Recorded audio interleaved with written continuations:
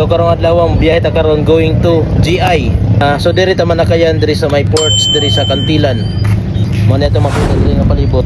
Dispiras karon ato ding siritan alas 4 to dito to Kibali mag-overnight, then gaming ta dito Pacals check matik.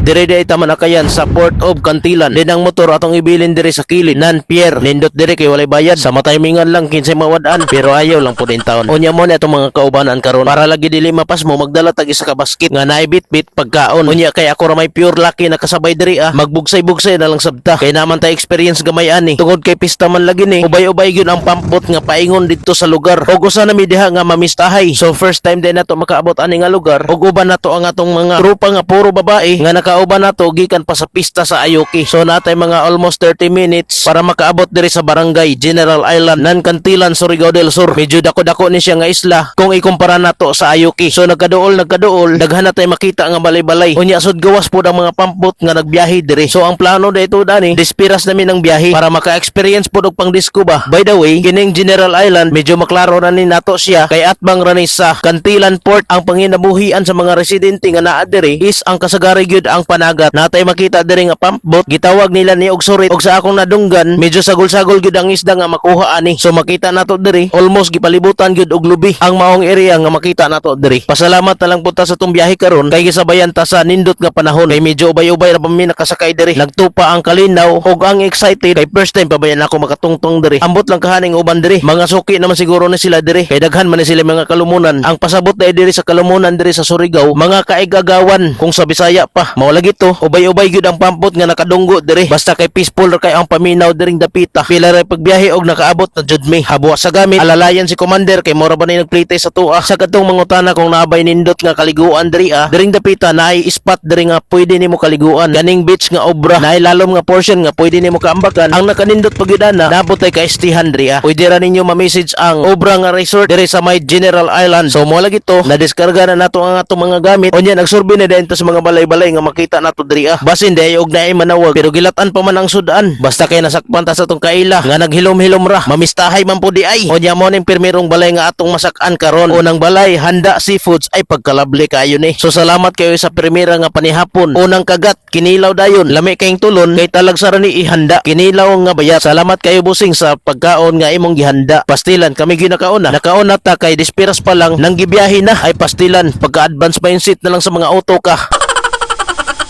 Pero atik ra. Basta magkasinabot na gani ang tapong, di na gud ka dapat magpaulahi para patas tagbalay nga makanaan. Masakan.